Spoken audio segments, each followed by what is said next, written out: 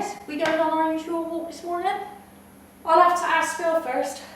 What do you mean you have to ask Phil first? Oh, you know what he's like. I don't want to get into a row with him. Oh, just drop a text me then. Okay. Awesome. Done. Let's get going. We are so lucky to have the woods so close to us, and it's really nice to get out. Yeah, I love being out with you. It's just, and I love our walks. I look forward to them. Look at that squirrel climbing up that tree. Oh, that's awesome, isn't that? Yeah. Oh. Oh, it's Phil. Hello? What? I'm in the woods with Jan, I told you. There she is, look. Hello, Phil. No! There's no one else here. There's not. Well, apart from that squirrel up a tree there, can you see it? I'm not sure if it's a boy or a girl, but I'm not sleeping with it. What? Is that up on me? I can't believe you said you're not sleeping with a squirrel. What are you showing him where we are for and who you with? Anyway. Well, you know what he's like. His ex-wife cheated on him, and now he thinks all women are the same. Yeah, but you shouldn't have to show him where you are or what you're doing. I mean, that, you know, it's up to you what you want to do. I think I better go now. You gonna be alright? Yeah, I'll be fine. Chris, I'm worried about you. Look, I'm a big girl, and I can look after myself. I'll see you next time. Alright. Bye. Bye. Take care. And you. Gosh, when did Josh and Rosie get to secondary school age? I feel so old. Grey hairs, wrinkles. I just wish Phil would listen to me instead of not supporting me. After all I've done for him, is it too much to ask? Josh and Rosie have never been separated. I'm so worried. What if I tell him I needed support? Will he dismiss me and get angry? Is it even worth the hassle? I know what I'll do. I'll ring Jan. She's got all the answers. I'm so pleased that you're able to be part of this research project again, Jan. Oh, I am too. I absolutely love being a PPI and being part of the patient and public involvement. It's really important, I think. Yeah, you know, you're such an important part of the work that we do, because we need people like you on board to help make it a success. Because we don't know, like I might think it's interesting, but without people like you with lived experience, I don't know what really matters. I don't know what really matters to people who are living with this. Oh, Linda, all I can do is be here and tell you about my experiences and how my experiences can be of support to the project. Yeah, and see, that's what we really need. With you and the other women, hopefully together we can get a clearer picture. Oh, thank you. I mean, let's face it, you guys are the experts here, and that's really important to remember. You know, I can write the questionnaires, the letters to participants, the information spreadsheets, but am I even using the right language? Am I mentioning a trigger without realising it? Am I even asking the right questions? Sometimes I just don't know, but you do know because of your lived experiences and your understanding of the context we're working in, and that's why it's so important. Really enjoyed being part of the process so far, and I will enjoy helping you write the right questions. Is there anything else that I can help you with? Yeah, I'm sure you can. I'm sure we can expand the role. Linda, I may be able to help by getting other women involved through the networks that I'm involved in as well, outside of this PPI project. But the thing is, because I'm a survivor of domestic abuse myself, I think it's really important to be able to help other women like myself. And the thing for me with PPI work is that I found that it's grounded me. I feel like I'm a tree that's been grounded, and I feel that I've grown and I'm able to branch out. And my spirit and my soul just feels so much healthier through the work that we've done. Oh, I'm so glad that Byron's got his cancer appointment. Maybe that will be helpful that he gets a diagnosis. Maybe they'll blame me. for the reasons that he's the way he is. Or maybe, you know, they might find something actually wrong, and the impact of my past has actually had repercussions on him. I wonder how I'd feel about that. I wonder how I'd cope with the guilt. I suppose we'll find out. God, I'm so glad I did the mindful comfort course. And it was so good. We were even given a stone to help us when we're doing our mindfulness, and that we can hold and feel the energy from. It taught me to have confidence in myself. And by learning to have confidence within myself, I've been able to develop a lot better and find the confidence to move forward in my life and forget my past. Let it go. I think that's the important part, is letting it go. Because if I don't let it go, I can't have a future that's healthy. Byron and I would be survivors. Whatever happens for Byron, you know, with Cams and myself, we'll get through each moment at a time. We'll just live in the moment, in the here, in the now, and that will get us through. Because the journey so far for me has helped me to learn to love again the person that was myself.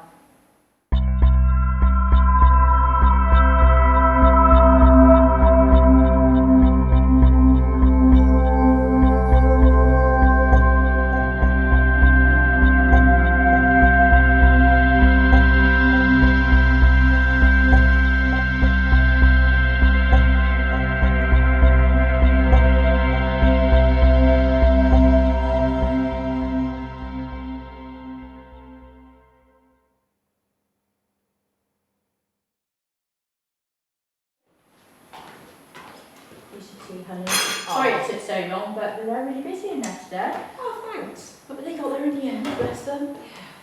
How you doing? Look, if Phil rings, can we say we're out grocery shopping? Oh, Christine, lying, honey. That's a bit, yeah, it's not, what's going on? Well, you know what he's like. He's high maintenance. I can't do right from doing wrong. You've got to feel for you.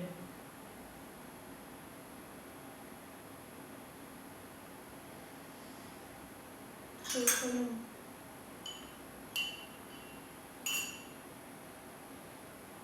How's Byron?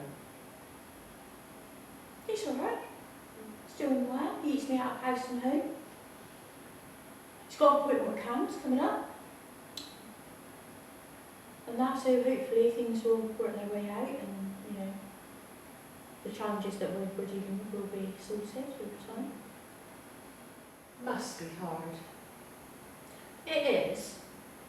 But Christine, I'm more concerned about you. Mine and Byron's stuff are being sorted.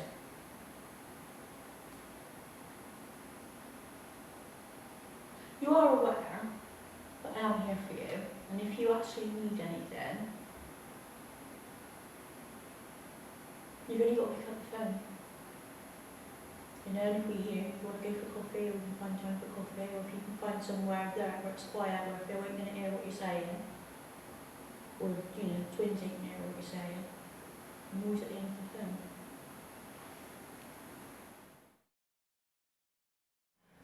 I used to be so confident. Go out, treat myself to new clothes or a bag, and he is slowly taking it all away from me. I have to search the free sites in order to get me and the kids clothes. I can't see my friends anymore. I just don't know what to do. He's taken my bank card. He punches the doors. I don't want Josh and Rosie thinking this is normal. I'm stuck. 2 kids from a holiday romance. A slapper, he says. Tainted goods. No one would want me. I just don't know what to do. So it's good to see you, Jan. Seems like the research project is going really well. Oh, Linda, it's going awesomely well. And the great thing about it is that the women that are taking part they feel valued, they feel empowered, they feel respected, that their voices are being listened to. And the great thing is that the researchers are gaining so much information from the women as well, and I think that's really important. Yeah, it's so good that you know that. It's so important that you know how vital your involvement is. Like, we really do need you all. And I think for the women that are participating, I think one of the great things is that they're using what they're past, they're using what they've learned on their journey to be able to help other women, that in the future as well. I think it's and I think that's a brilliant thing for us to be able to do as well, and to help to develop programs and projects that will help through research, do you know what I mean, in terms of helping other women outside of this particular group itself. Yeah, well, for us, we need to look at next steps, because we need to make sure that you all know what happens next with the research. So I'm hoping to take this forward to a larger trial. Would you be interested in helping again? Well, absolutely, yeah. That's really good to hear. We'll be in touch. Awesome. Do you know when you had all that trouble with Wade Mm. and you got him arrested for hurting you? Yeah. How did you go about it? Well, that's an easy question to answer, but a hard question to actually talk about. Where do I start? I think what happened one night was Wade had kicked off downstairs, and then what happened was me and I just got Byron, we ran upstairs into my bedroom. We shut the door, Byron stood by the door, and I moved the bed over to the door, and we pushed it against the door so Wade couldn't get in, and Wade was punching the door. He was just hammering at it, so I called the police. I didn't know what else to do. Oh, God. And then the guy on the phone, he was absolutely brilliant.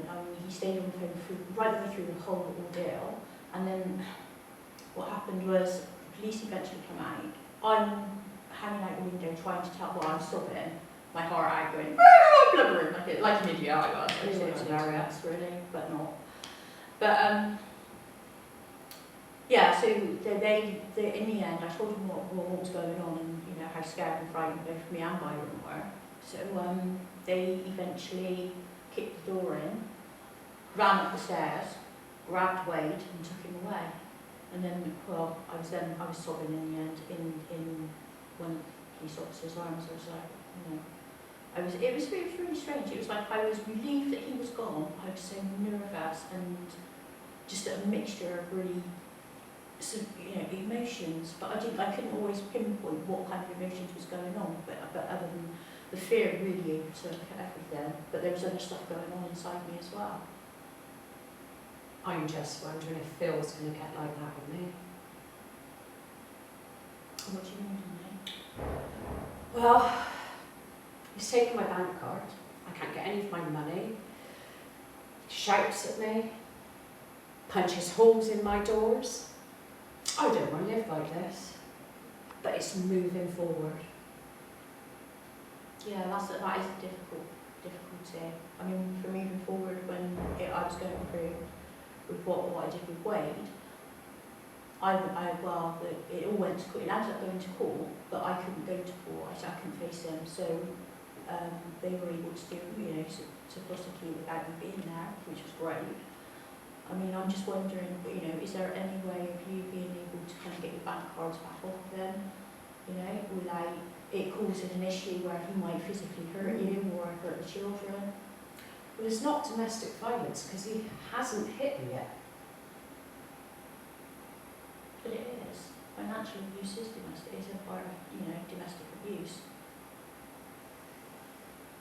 I'm going to try and speak to him, I think. I'm going to try and tell him how I feel and see if he'll give me my card. Yeah, because it's not, at the end of the day, Christine, it's not fair on you, it's not fair on the children. you know.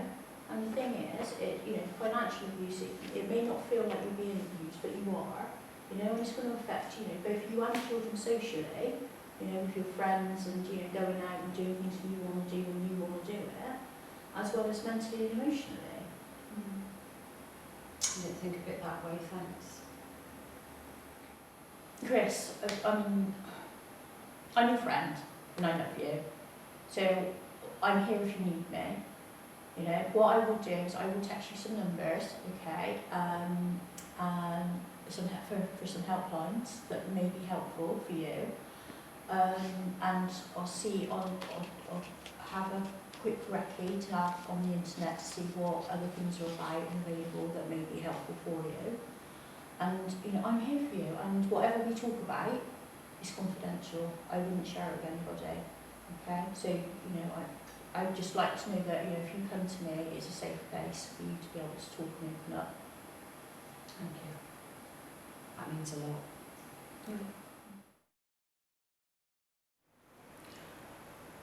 I'm so worried about Grace. Feels really showing his true colours. I hope he's not hurting the children.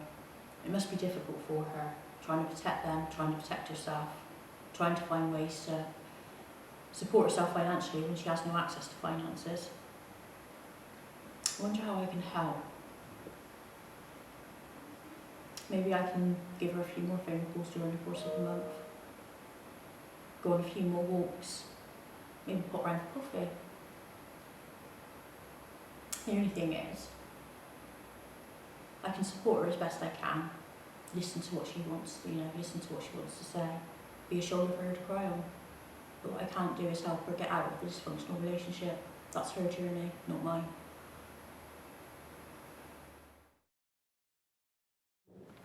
So I just want to say thank you both so much for being involved in this stage of the project, and thank you, Jan, for bringing Christine along and for getting involved. And it's been so valuable to have both your input, as well as all the other women who seem to have thrived through this work, as well as bringing so much. It's been really wonderful.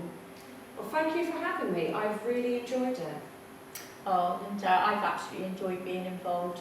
I absolutely love doing patient and public involvement. Oh, that's really good to hear, guys. Thank you so much, and we'll be in touch. Okay. Thank you. Bye. Oh, Chris, it's amazing seeing how far you've come. Thanks. Who would have thought that I was in the position I was 3 years ago? I am so proud of myself. Proud that I was able to get control back of my life. To be able to leave Phil, go into the doctors so that I can get legal aid, then getting the police and solicitors involved and getting my independence back. And then helping out at PPI. It's been such a learning curve, being able to help thousands and thousands of people, hopefully. And then the mindfulness and the counselling really helped too. Thank you, Jan. Thank you for helping me, and thank you for pointing me in the right direction. I couldn't have done it without you. Oh, bless you. But the thing is, we started this together, and when we come to do the research project and be a part of the public and patient involvement, we were all on different paths, doing our, all the women that were involved and being on, but we come together for one journey in this particular journey that we did. But the thing is, we may have done this bit together, but the journey that you went on was separate as well, was, alongside the journey of the patient and public involvement stuff. It's just amazing, you were in a very, very dark place, and it's like now, I see you in the light. It's just, you're glowing, girl. It's absolutely amazing. I'm so proud of you.